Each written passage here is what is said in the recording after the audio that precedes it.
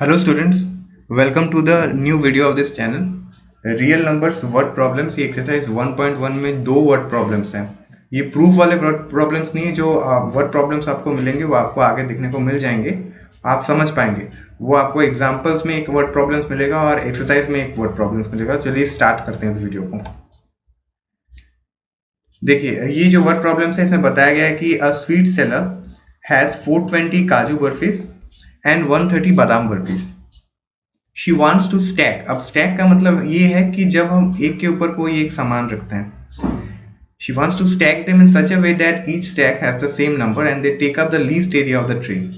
तो आप अगर कहीं पे स्वीट के शॉप में जाएंगे तो वहां पे आप देखेंगे कि वहां पे ट्रे रखा रहता है. तो उन्हें अब क्या करना है कि जो स्वीट सेलर है उनके पास 420 काजू बर्फीज और 130 बादाम बर्फीज है. तो उन्हें अब इसे ढंग से रखना है स्टैक में, ऐसे करके. मिठाई एक के ऊपर आप देखे होंगे कि दुकान में रहता है एक के ऊपर एक, एक के ऊपर एक, तो वैसे करके रखना है. लेकिन ये इस ट्रे का, ये जो ट्रे है इस ट्रे का मिनिमम एरिया लेना चाहिए.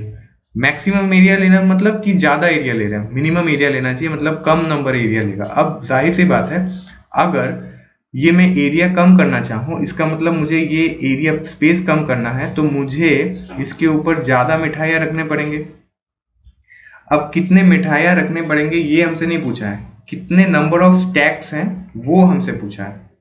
मतलब एक स्टैक के ऊपर कितने ज्यादा मिठाई उन्हें वो रख पाते हैं ताकि वो ट्रे का जो एरिया है वो कम लगे, वो नहीं पूछा है क्वेश्चन में.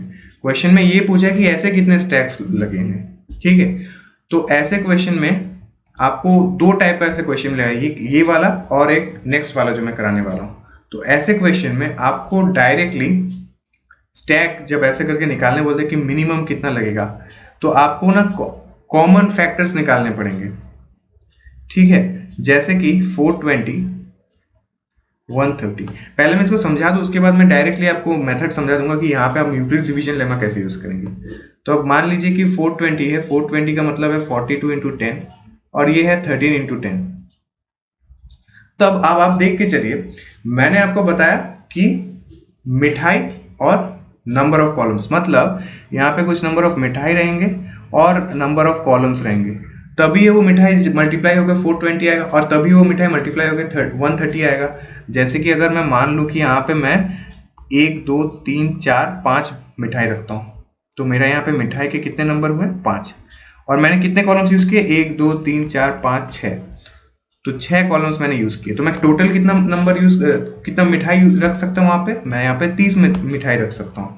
सिमिलरली मैं अगर यहाँ पे 420 यहाँ पे मेरे पास मिठाई है, तो मैं इसे ब्रेक डाउन कर सकता हूँ 42 और 10 में. ठीक है, तो मैं अगर 42 कॉलम्स रखूं तो मुझे हर एक कॉलम्स में 10 मिठाई रखने को मिलेंगे. लेकिन अगर मैं 10 कॉलम रखूं तो मुझे हर एक कॉलम में 42 मिठाई रखने को मिलेंगे. मेरे लिए बेनिफिट कौन सा होगा, 10 कॉलम बनाना और हर एक कॉलम में 42 मिठाई रखना. तब क्या होगा कि 10 कॉलम अगर हम रखेंगे तो एरिया जो है वो कम यूज होगा. 42 कॉलम्स अगर हम यूज करते हैं तो मुझे एरिया ज्यादा मिलेगा, ज्यादा लगेगा, राइट. और 10 कॉलम्स हम यूज करेंगे तो एरिया ज्यादा फ्री रहेगा, कम स्पेस लगेगा. कॉलम्स के हाइट बढ़ा देंगे, हर एक कॉलम्स में 42. ठीक है, तो 42 करके इंटू 10 तो 420 हमें आंसर मिल जाएगा. तो 420 के लिए हमें 10 और 42 में, सिमिलरली 13 के लिए भी 10 और 13. तो यहाँ पे कॉमन आपको कुछ दिख रहा है, ये तो एक प्राइम नंबर, ये ब्रेक नहीं होगा. कॉम्पोजिट नंबर है, ब्रेक नहीं करेंगे क्योंकि ऑलरेडी हमें कॉमन इसमें दिखने को मिल जाएगा. ठीक है, तो यहाँ पे मैं यहाँ पे भी 10 रख सकता हूँ, यहाँ पे भी मैं 10 कॉलम यूज कर सकता हूँ. तो मुझे आंसर क्या लिखना है 10. मतलब मैं अगर 10 कॉलम यूज करूँ तो हर एक कॉलम में अगर मैं 42 मिठाई रखूं, मतलब 42 काजू बर्फी, तो काजू बर्फी का चैप्टर खत्म, क्लोज. और बादाम बर्फीज के लिए भी अगर मैं 10 कॉलम यूज करूं तो मेरे लिए 10 कॉलम्स में हर एक कॉलम में 13 करके अगर मैं मिठाई रखूंगा तो 130 का पार्ट खत्म. तो मुझे बताया what is the number of that can be placed in each stack for this purpose. एक स्टैक में हम 42 मिठाई रख सकते हैं और कितने स्टैक हमें यूज करने पड़ेंगे, एक एक मिठाई के लिए, इसके लिए 10 और इसके लिए 10, बस बात खत्म. ठीक है, नेक्स्ट क्वेश्चन देखते हैं. लेकिन नेक्स्ट क्वेश्चन देखने के पहले मैंने आपको पहले इस क्वेश्चन में बताया था कि मैं इसको यूक्लिड्स डिवीजन लेमा से पहले दिखाऊंगा. तो यूक्लिड्स डिवीजन लेमा से मैं देख लेता हूँ HCF निकालना आप समझ ही चुके हैं। तो HCF निकालने के लिए क्या करना है, 420 इज मोर देन 130, तो 130 इधर आएगा, 3 390, यहाँ पे 30 आएगा, माइनस करेंगे तो remainder is not equal to 0, इसी को डिवाइजर बना देंगे, वो प्रीवियस डिवाइजर को डिविडेंड बना देंगे, मतलब ये उड़ के यहाँ आ जाएगा और ये यहाँ पे डिवाइजर बन जाएगा। तो 30 इंटू 4 120 और यहाँ पे 10, तो यहाँ पे 30 आएगा, यहाँ पे 3 आएगा, 30 ये 3, ये सारे क्या है क्वेश्चन, इसे कंसिडर नहीं करना है, अभी 10 को कंसिडर करना है। तो 10 हमारा क्या है, HCF, जैसे आपने देखा है। स्टेटमेंट बेस्ड लिखेंगे तो कैसे लिखेंगे, 130 into 3 plus 30 is equal to 420, remainder is not equal to 0। ठीक है, फिर से अब 30 क्या बन जाएगा, 30 हमारा बन जाएगा डिवाइजर, तो 30 इंटू 4 120, इससे माइनस करेंगे, मतलब ये तो डिविडेंड बन जाएगा ना, ये तो इधर आ जाएगा। ठीक है, तो माइनस करेंगे तो क्या आएगा, 10, मतलब 120 प्लस 10 तभी 130 होगा। अब remainder is again not is equal to 0, लिखना पड़ेगा साइड में हमें। 10 क्या बन जाएगा, 10 बन जाएगा नया जो हमारा डिवाइजर है, और फिर 10 इंटू 30 इज इक्वल टू 30, क्योंकि 30 अब हमारा लास्ट डिविडेंड बनेगा। समझ पा रहे हो? अगर आपको ये समझ में नहीं आ रहा, देखिए उल्टा 420 is equal to 130 into 3 plus 30, फिर 30 यहाँ पे, 130 यहाँ पे, मतलब यहाँ पे इंटू 4 120 प्लस 10, फिर 10 यहाँ पे इंटू 3 इज इक्वल टू, ये तो यहाँ पे चल जाएगा 30। ठीक है, ये एक मेथड हो गया। पिछला वाला ये एक मेथड है, यूक्लिड्स डिवीजन लेमा, ऐसे भी आप कर सकते हैं। अगर आपको रफ में करना है, स्टेटमेंट लिख के करना है तो आप ऐसे कर सकते हैं, लेकिन हर एक स्टेटमेंट में आपको लिखना पड़ेगा कि remainder is not equal to 0, और सेकेंडली आपको स्टेटमेंट लिखने के पहले एकदम साइड में, टॉप में एकदम, वहां पे आपको मेंशन करना पड़ेगा कि by Euclid's division of lemma. ठीक है, बाय यूक्लिड्स डिवीजन लेमा आप ये ऐसे यूज करें। तो आंसर क्या आएगा हमारा, what is the number of that can B, number of क्या बताया नहीं है, number of sweets, number of, तो मैं मान लेता हूँ कि number of sweets that can be placed in each stack for this purpose. तो एक में 42, एक में 13। ठीक है, और अगर आपको ऐसा बताया जाता है कि टोटल, अगर मैं मान लेता हूँ कि काजू बर्फी के ऊपर ही, मतलब 42 जैसे ही खत्म होता है, मैं और बादाम बर्फी भी रखना स्टार्ट कर दूंगा, तो मुझे कैसे रखने पड़ेंगे 13, क्योंकि टोटल 650 है, तो मैं डिवाइड कर दूंगा 10 से। तो ऐसा शायद नहीं बताया गया है यहाँ पे, ये पार्ट मिसिंग है एनसीईआरटी के बुक में। तो यहाँ पे मैंने आपको टोटल समझा दिया, यहाँ पे टोटल क्या रहेंगे 42, और यहाँ पे कितने कॉलम्स रहेंगे 10। सिमिलरली फॉर, ये है फॉर काजू बर्फी, और बादाम बर्फी के लिए क्या रहेगा, बादाम बर्फी के लिए रहेगा यहाँ पे 13, हर एक यहाँ पे 13 बादाम बर्फी रहेंगे, एक बादाम, दो बादाम बर्फी, 3, ऐसे करके 13 बादाम बर्फीज रहेंगे, और यहाँ पे 10 ऐसे कॉलम्स रहेंगे। ठीक है, तो नेक्स्ट क्वेश्चन पे बढ़ते हैं।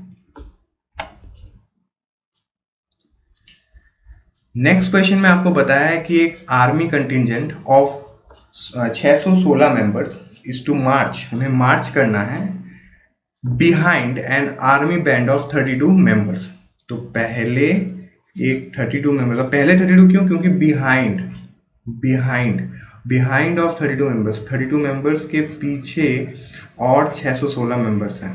ठीक है, what is the maximum number of columns in which they can march. तो मैक्सिमम नंबर ऑफ कॉलम्स क्या है ताकि वो मार्च कर सके। तो अब ऐसे करके नहीं कि उनको झुंड में भेज देना कि 32 पहले लोग भेज दिए अब झुंड में, उसके बाद 616 लोग झुंड में भेज दिए, ऐसे नहीं, कॉलम्स में उन्हें लिखना है। मतलब ये कॉलम्स, अब देखिए यहाँ पे कॉलम्स बताया गया है जो वो लाइन के लिए बताया गया है, मतलब असेंबली लाइन में आप जैसे खड़े रहते हैं ना, वैसे वैसे लाइन के लिए बताया गया है। यहाँ पे कॉलम्स मतलब स्टैक्स नहीं बताया गया कि एक के ऊपर एक, आप एक आर्मी के सोल्जर के ऊपर और एक सोल्जर तो रख नहीं पाएंगे, वहां पे आपको उसके पीछे रखना है। तो यहाँ पे पहले 32 सोल्जर्स रहेंगे,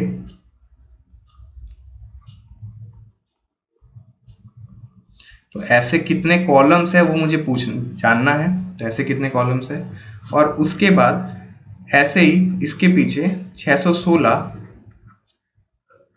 बैंड ऑफ आर्मी रहेंगे, इसमें कंटीजेंट और इसमें 616, तो इसमें 32 और इसमें 616, ऐसे डिवाइड सेक्शन है ग्रुप में। तो वैसे करें कितने कॉलम्स लगेंगे। अब कॉलम्स इन दोनों का सेम होना चाहिए, अब सेम होना चाहिए मतलब मुझे यहाँ पे भी फैक्टर्स निकालना है और वो कॉमन होना चाहिए दोनों में। अब देखिए सिंपल सा 2 का डिविजिबिलिटी रूल होता है, ये एकदम सिंपल देखिए ट्रिक है, मुझे लगता है अगर एमसीक्यू में कभी आपको जल्दी में करना है तो 32 को हम प्राइम फैक्टराइज करेंगे 16 इंटू 2 से। इसको प्राइम फैक्टराइजेशन अगर करेंगे तो हम देखिए यहाँ पे मुझे 6 दिख रहा है, तो मैं इसको कर सकता हूँ 308 से, और यहाँ पे मैं कर सकता हूँ 4 से फिर से, तो 4 7 से 28 2 8 77 से, और यहाँ पे देखिए यहाँ पे मैं कर सकता हूँ 4 इंटू 4 से, और फिर ये 2 तो होगा नहीं, फिर यहाँ पे 2 इंटू 2 से, बहुत टाइम लग जाएगा, नहीं करेंगे ऐसा। कैसे करेंगे देखिए 616 ये इवन नंबर है, लास्ट डिजिट मतलब 2 से डिवाइड होगा, हाँ होगा।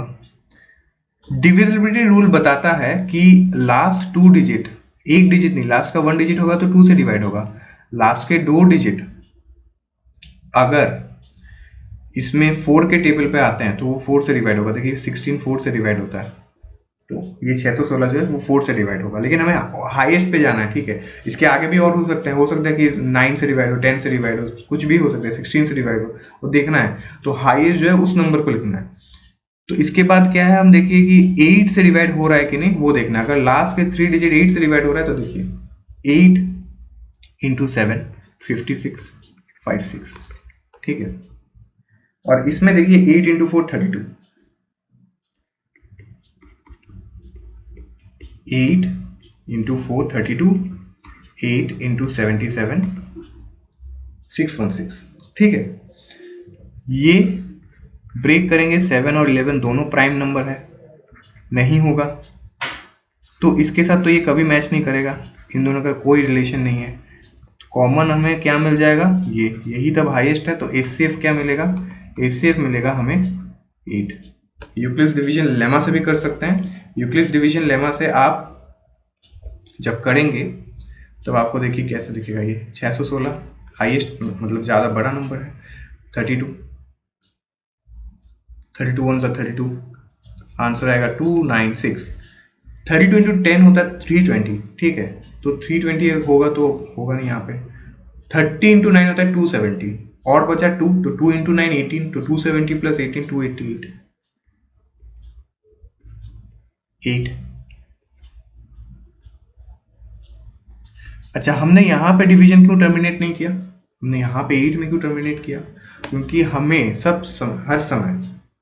हर समय हमें नियरेस्ट तक पहुंचना है, नियरेस्ट रिमाइंडर हमको निकालना, नियरेस्ट, ठीक है। जैसे कि हमने क्या किया, जैसे कि 64 है और हम 3 से डिवाइड करते हैं, तो देखिए हमें पता है कि 63 नियरेस्ट है ना, तो हम क्या करते हैं 63 तक लेके आते हैं। हम कभी ऐसा तो नहीं करते हैं कि 3 15 जा 45, तो हम डायरेक्ट निकाल दिए 9 और इसे छोड़ दिए। हमको नियरेस्ट तक जाना है, यहाँ पे 3 से तो डिवाइड हो जाएगा, फिर आंसर तो गलत आएगा, तो इसलिए हमें नियरेस्ट तक जाना है हमेशा। तो हमने यहाँ पे क्या किया, रिमाइंडर को टर्मिनेट करने के लिए लास्ट मतलब और डिवाइड होगा नहीं, फर्स्ट, और सेकेंडली हमने ये भी पढ़ा था कि जो इसका वैल्यू रिमाइंडर हमेशा इससे छोटा होना चाहिए, बड़ा नहीं होना चाहिए। यहाँ पे तो ये बड़ा है ना, तो इसको हम टर्मिनेट नहीं कर सकते हैं जब तक ये छोटा नहीं आएगा, क्योंकि छोटा आएगा तभी डिवीजन टर्मिनेट होगा, मतलब स्टॉप होगा। समझ लो, मैं बताया था टर्मिनेट का मीनिंग क्या है, तो टर्मिनेट तभी होगा जब ये जो रिमाइंडर है वो छोटा आएगा। तो यहाँ पे क्या आएगा 8 इंटू 4 32, रिमाइंडर 0 हो गया, मतलब 0 तो इससे छोटा है ऑब्वियसली, और 0 तो आना ही चाहिए था, तो 8 है हमारा एचसीएफ। स्टेटमेंट बेस भी कर सकते हो, by Euclid's division lemma direct लिख सकते हो, 616 इज इक्वल टू 32 इंटू 1।